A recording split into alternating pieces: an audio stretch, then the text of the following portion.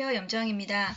오늘 시장은 전강후약의 모습을 보이면서요. 장 후반 들어서 이제 매물 나오면서 코스피는 보합으로 마감을 했고요. 코스닥도 약 하락으로 마감을 했습니다. 제가 오늘 가지고 온 종목은 이제 삼성전기입니다. 아무래도 이제 개인들도 그렇고 외국인들의 이제 대형주에 대한 관심이 계속 이어지고 있기 때문에 대형주 중심의 장이 앞으로도 이어질 것이다라고 예상을 하고요. 내년에도 대형주 중심의 매매를 하셔도 충분히 좋은 수익률 가져가실 수 있을 거라 생각을 합니다.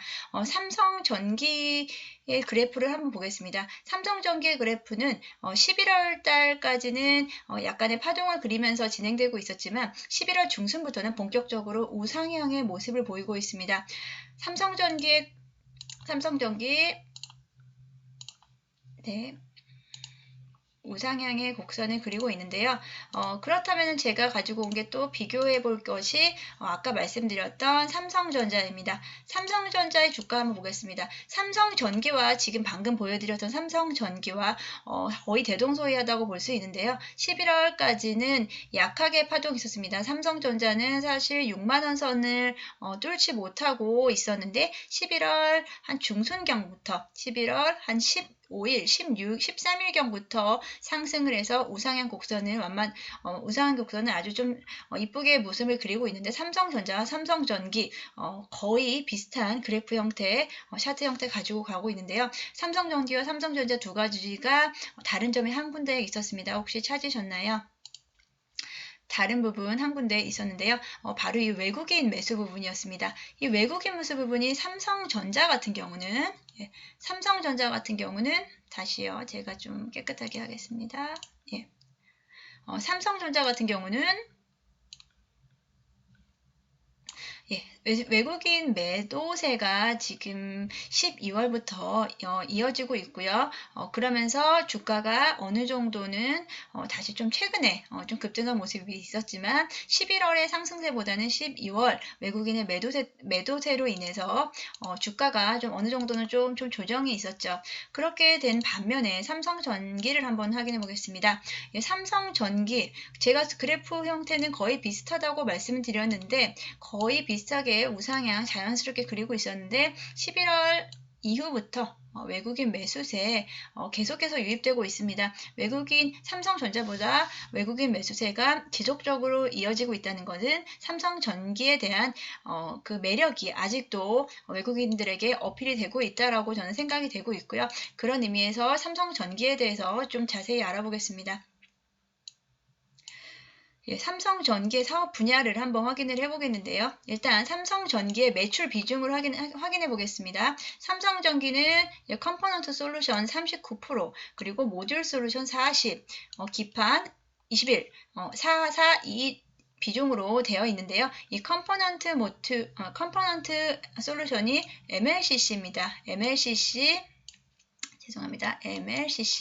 MLCC라는 부품이고요. 모듈 솔루션은 카메라 모듈 이야기하는 겁니다. 그리고 기판 솔루션은 반도체 기판을 이야기하는 건데요. 확인 지우고요. 다음 제가 보여드릴 부분이 이제 이 MLCC가 제가 말씀드리고 싶었던 MLCC가 삼성전기의 가장 핵심 사업이라고 볼 수 있는데요. 이 삼성전기의 그 MLCC 부분은요. 지금은 현재는 아직 일본 업체에 좀 뒤지고 있지만 글로벌 기업 중에서 2위를 차지하고 있습니다. 삼성전자 입장에서도 이 MLCC는 모든 전기 제품에 사용되는 것이기 때문에 삼성전기의 MLCC 사업 분야를 계속해서 확장을 해 나갈 예정이라고 하고 있고요. 이 MLCC가 그럼 무엇이냐라고 좀 말씀을 좀 드려보겠습니다. MLCC는 전자산업의 쌀이라고 이야기를 한다고 합니다. MLCC는 어디든 전기전자 제품의 어느 분야이건 사용이 되고 있고요. MLCC는 모양은 이렇게 생겼다고 하고 이렇게 작은 규모 거의 0.6mm 정도의 사이즈로 아주 작은 소재인 건데요. MLCC는 한번 의미를 파악해 보겠습니다. 사진은 좀 치워버리고요. MLCC, 적층 세라믹 컨덴서라고 하고요. 반도체에 전기를 일정하게 공급하는 댐 역할을 한다라고 쓰여 있습니다. 회로에 전류를 들쑥날쑥하게 들어오면 이제 부품이 망가지기 때문에 MLCC라는 맨눈으로 보는 아주 작은 점, 이것이 아주 값비싼 부품이라고 쓰여 있고요.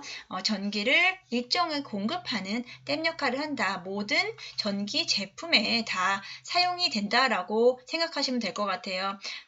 이 MLCC는요. 이 MLCC는 처음에는 전기 가전제품에도 사용되고요. 휴대폰, 그리고 앞으로는 사실 우리가 가장 지금 중요하게 생각하는 전기차 섹터 있죠. 전기차에도 사용되는 부품이기 때문에 전기가 흐르는 부분에는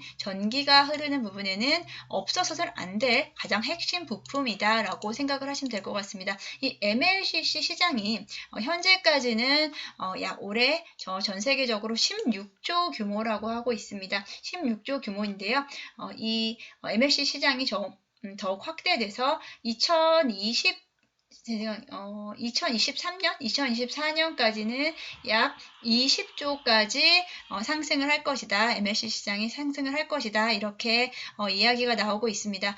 그런 만큼 MLCC 시장을 좀 더 이제 삼성전기 그리고 삼성전자 입장에서도 더욱 더 확대를 하지 않을까 싶습니다.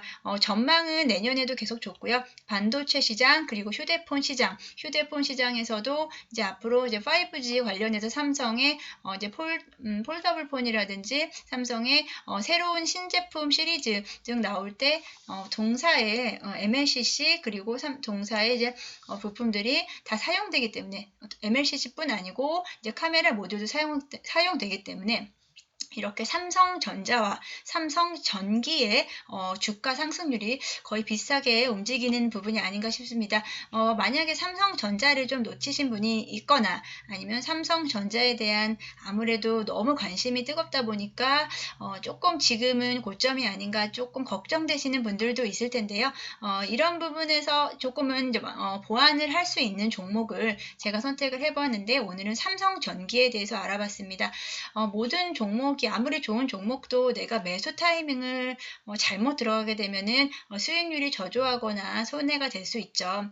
내일은 또 배당락일이고요. 이제 연말까지 영업일 이제 이틀 남았습니다. 화요일, 수요일까지 하고 31일은 휴장이기 때문에 좋은 종목을 가지고 내가 어느 시점에 들어가는지는 가장 큰 투자의 가장 큰 부분이라고 생각을 하는데요.